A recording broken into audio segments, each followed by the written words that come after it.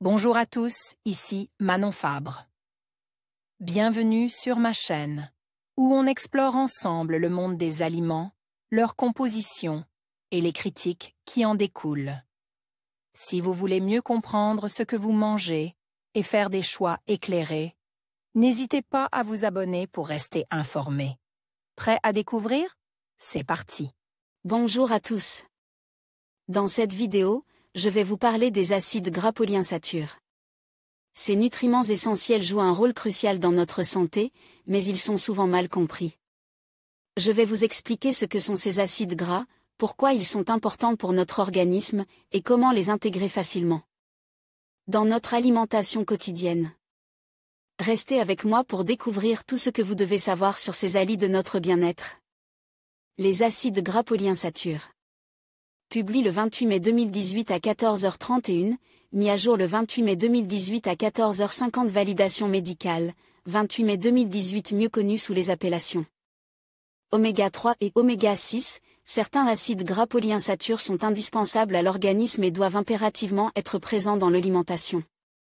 Leur impact sur la santé, et notamment la prévention cardiovasculaire, a conduit en 2011 à une réévaluation de leurs références nutritionnelles ou apports conseils. Définition des acides gras polyinsaturés. Les acides gras sont les constituants majeurs des différentes classes de lipides de l'organisme, triglycérides, phospholipides. Au sein des aliments, ils sont essentiellement présents sous forme de triglycérides, des molécules regroupant chacune 3 acides gras et un glycérol. Ils se distinguent les uns des autres par le nombre d'atomes de carbone, les composants et le type de liaison entre ces derniers, simple ou double. Un acide gras polyinsaturé comporte au moins 2 doubles liaisons. Il existe 2 grandes familles d'acides gras polyinsaturés, les oméga 6, la première double liaison se trouvant au niveau du 6e atome de carbone, parmi lesquels l'acide linoléique, l'A, et l'acide arachidonique.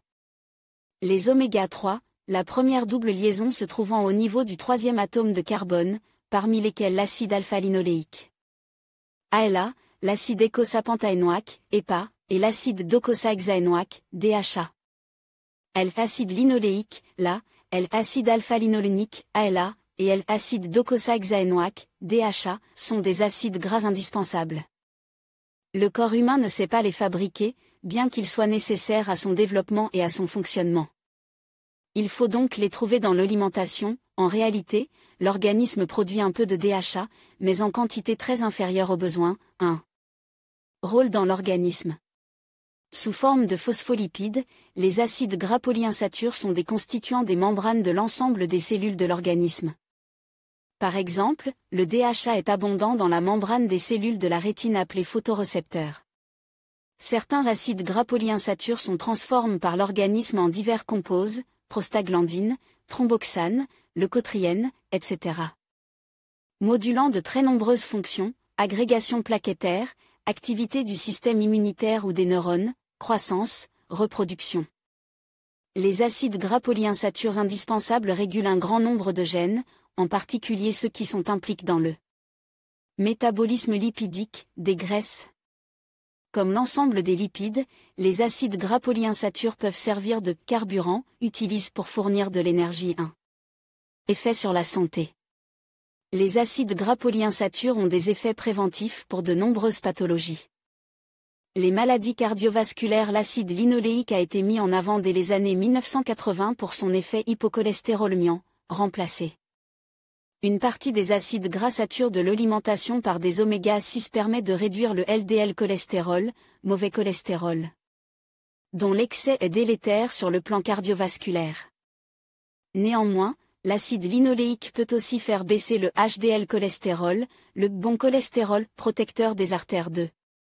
En outre, à partir de l'acide linoléique, l'organisme produit des composés, prostaglandines, qui favorisent l'inflammation des artères et l'agrégation des plaquettes sanguines, ce qui augmente le risque de formation d'un caillot de sang.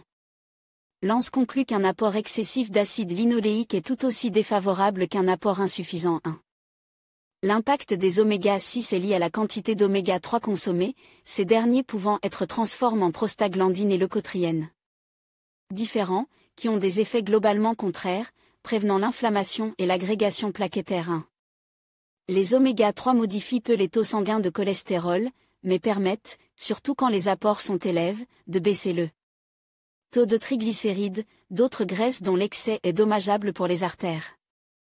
Une grande étude d'observation montre une réduction de 40% du risque coronarien. Les coronaires sont les artères qui irriguent le cœur, chez les plus gros consommateurs d'ALA. Des études anciennes observaient dès les années 1970 une moindre incidence de l'infarctus du myocarde chez les Japonais ou les Esquimaux. Gros consommateurs de poissons, principaux fournisseurs dans l'alimentation d'EPA et de DHA. Les études d'intervention chez des personnes ayant déjà subi un infarctus du myocarde montrent qu'une augmentation des apports en EPA et DHA permet de réduire les récidives de. Dans un avis publié en mai 2018, l'American Heart Association confirme l'intérêt de consommer 1 à 2 plats hebdomadaires de poisson ou de fruits de mer pour diminuer le risque des maladies cardiaques et d'accidents vasculaires cérébrales. 3. Le déclin des facultés intellectuelles. Diverses études d'observation montrent un lien entre des apports élevés en EPA et en DHA et une réduction du risque de déclin cognitif. Par exemple, dans l'étude française dite des 3 sites, les personnes âgées consommant du poisson au moins 2 fois par semaine conservaient de meilleures capacités intellectuelles et semblaient mieux protégées de la maladie d'Alzheimer. À l'inverse, des apports insuffisants en EPA et DHA, normalement abondants dans les membranes des neurones, perturbent le fonctionnement cérébral, notamment le processus de mémorisation. Des études sont en cours pour évaluer l'intérêt des oméga-3 dans la prévention ou le traitement de la maladie d'Alzheimer 1 à 4. La dépression. Des études montrent une moindre incidence de la dépression chez les plus gros consommateurs de poissons. En outre, chez les personnes déprimées, les taux sanguins d'EPA et de DHA sont plus bas que la normale. Dans des études d'intervention, menées chez des individus déprimés, enfants, femmes en période périnatale ou autres adultes, une supplémentation en oméga-3, surtout en EPA, associé ou non à des médicaments antidépresseurs, a eu un effet favorable. Un bon apport d'oméga-3 a probablement un intérêt dans la prévention de la dépression 1 à 4. La dégénérescence maculaire liée à l'âge, DMLA, selon des études d'observation, le déficit en EPA et DHA, normalement, le DHA est abondant dans les photorécepteurs de la rétine, semble augmenter le risque de DMLA, tandis que des apports élèves, ou une consommation de poissons régulière, apparaissent protecteurs. Cet effet positif disparaîtrait lorsque l'apport en acide linoléique est trop élevé. 1. 2 études d'intervention, ARED2 et NAT2, menées sur des personnes souffrant de DMLA, on donne des résultats contradictoires. Quant à l'intérêt d'une supplémentation en EPA et DHA pour freiner l'évolution de la maladie 5. Aucune étude solide de prévention n'a encore été effectuée. 6. En l'état actuel des connaissances, l'ANS indique que la relation de cause à effet entre déficit en oméga-3 et survenue de la DMLA ne peut être affirmée, mais semble plausible. 1. Les cancers. Plusieurs études d'observation récentes suggèrent la possibilité d'un effet protecteur du poisson et des oméga-3 EPA et DHA vis-à-vis de l'apparition du cancer colorectal, pour des apports d'environ 500 mg par jour, la consommation de 2 portions hebdomadaires de poisson. Ces données sont cohérentes avec les effets de ces acides gras démontrés en laboratoire. D'autres observations indiquent la possibilité d'un effet bénéfique de l'EPA et du DHA pour freiner la progression du cancer de la prostate. Ces résultats demandent toutefois à être confirmés. Sources alimentaires d'acides gras polyinsaturés. L'acide linoléique, là, se trouve principalement dans des aliments d'origine végétale, abondant dans de nombreuses huiles, certains fruits à coque et graines oléagineuses. Il se retrouve dans les multiples produits industriels comportant de l'huile de tournesol, plats cuisine, chips, sauce vinaigrette ou mayonnaise, certaines margarines. Teneur en La, en G pour 100 g d'aliments, 7, huile de pépins de raisin 65, huile de noix 56,1. Huile de tournesol 54,4, huile de mai 54,1, huile de sésame 39,6, noix 36,4, pignon de pin 30,4, graines de pavot 29,4, graines de tournesol 27,8, noix de pécan 22,1, graines de sésame 21,9, graines de courge 20,7. L'acide alpha-linolénique, ALA, est également d'origine végétale. Présent dans quelques huiles, graines et fruits à coque et en quantité nettement plus faible, dans certains fruits et légumes.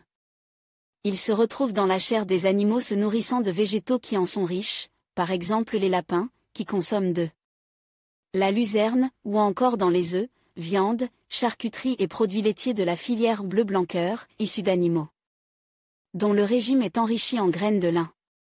Teneur en ALA, en G pour 100 g d'aliments, 7, huile de lin 53,3 graines de lin 21 graines de chia 17,8 huile de noix 11,9 huile de colza 7,5 noix 7,5 huile de soja 6,9 huile de germe de blé 5,9 margarine riche en oméga 3 4,3 noix de pécan 1 tofu 0,82 kiwi, épinard 0. 22 l'acide docosahexaénoïque, DHA, et l'acide eicosapentaénoïque, EPA, se trouvent principalement dans les poissons et les fruits de mer. Les poissons gras en sont particulièrement riches. Teneur en DHA, en mg pour 100 g d'aliments, 7, teneur en EPA, en mg pour 100 g d'aliments, 7, foie de morue en conserve 4060 3080. Maquereau fume 2450 290 pilchard en conserve 2300 840 œufs de lonque 1770 360 sardines crues 1580 1090 maquereau cru 1569 110 saumon sauvage cru 1120 320 hareng cru 1100 650 thon cru 1080 340 dorade cru 560 310 bar cru 470 240 crabe cru 150 320 moule cru 159 150. Quels sont les apports conseils? L'Agence nationale de sécurité sanitaire de l'alimentation, de l'environnement et du travail, ANSE, a actualisé en 2011 les références nutritionnelles ou apports conseils, en acides gras indispensables. Les chiffres retenus doivent permettre à la fois d'éviter tout déficit et de prévenir diverses pathologies. Les références nutritionnelles en acide linoléique ont été revues à la baisse et celles en acide alpha-linolénique à la hausse. En effet, un excès du premier par rapport au second réduit la possibilité pour l'organisme de produire de l'EPA et du DHA à partir de l'ALA, ce qui semble accroître le risque de multiples maladies, des affections neuropsychiatriques à la dégénérescence maculaire liée à l'âge. La référence nutritionnelle en DHA a été augmentée, compte tenu du rôle prépondérant de ce dernier dans le fonctionnement cérébral et visuel. Enfin, une référence nutritionnelle a été fixée pour l'EPA, même si cet acide gras n'est pas considéré comme indispensable puisque pouvant être synthétisé à partir d'ALA, en raison de son intérêt dans la prévention cardiovasculaire 1. La ALA-DHA EPA enfant en bas âge, de 6 mois à 3 ans 2,7% de l'apport énergétique, soit 3 g pour un apport de 1000 kcal 0,45% de l'apport énergétique, soit 0,5 g pour un apport de 1000 kcal 70 mg maximum 70 mg enfant de plus de 3 ans 4% de l'apport énergétique. Soit 6,7 g pour un apport de 1500 kcal 1% de l'apport énergétique, soit 1,7 g pour un apport de 1500 kcal 125 mg 125 mg adolescent. Et adultes, y compris les femmes enceintes 4% de l'apport énergétique, soit 8,8 g pour un apport de 2000 kcal 1% de l'apport énergétique. Soit 2,2 g pour un apport de 2000 kcal 250 mg 250 mg en pratique, pour couvrir les besoins en acides gras indispensables, l'ANSE recommande de consommer 2 à 3 cuillères à soupe quotidienne d'une huile riche en ALA, par exemple de noix ou de colza et 2 portions hebdomadaires de poisson, un poisson gras et un poisson maigre 8. L'étude de consommation 1K3, publiée en 2017, montre que les Français, enfants, adolescents et adultes, ont un apport quasi correct en oméga 6, acide linoléique, mais insuffisant en oméga 3, ALA, DHA et EPA, de l'ordre de la moitié des références nutritionnelles. Ainsi, les adultes consomment en moyenne par jour 7 g d'ALA, 1 g d'ALA, 169 g de DHA et 117 mg d'EPA 9. Ces apports pourraient être améliorés par un choix adapté des corps gras d'assaisonnement et une consommation plus fréquentée de poissons ou de fruits de mer. Quelles indications? En cas d'excès de LDL cholestérol sanguin dans le cadre de recommandations mises à jour en 2017 pour la prise en charge des dyslipidémies. La Haute Autorité de Santé, HAS, recommande de modérer les acides gras satures, viande grasse, charcuterie, beurre, huile de palme, au profit d'acides gras monoinsaturés, principalement acide oléique, abondant dans l'huile d'olive ou de noisette, et polyinsaturés oméga 3 et oméga 6. La consommation de poissons, de graines et de fruits à coque est encouragée. En prévention cardiovasculaire, les oméga-6 ne doivent pas être apportés de façon excessive, il suffit de s'en tenir aux références nutritionnelles 10. En cas d'excès de triglycérides sanguins, la prescription d'oméga-3 à forte dose est recommandée au Canada, aux États-Unis et en Australie. Notamment dans le cas où les médicaments habituels sont contre-indiqués ou mal tolérés. En France, il existe plusieurs médicaments à base d'EPA et DHA, mais leur prescription est limitée, d'autant qu'ils peuvent interagir avec les anticoagulants 10. En cas de dégénérescence maculaire liée à l'âge pour les personnes souffrant d'une forme de la DMLA dite atrophique, la Haute Autorité de Santé recommandait en 2012 la prescription d'une supplémentation vitaminique sur la base des bons résultats de l'étude ARED 1. Age Related Eye Disease Study 1-11. Depuis 2015, les ophtalmologistes se basent sur l'étude ARED 2, consistant en une supplémentation en antioxydants, vitamines, lutéine, zéaxanthine, minéraux, auxquels ont été adjoints des oméga-3 EPA et DHA.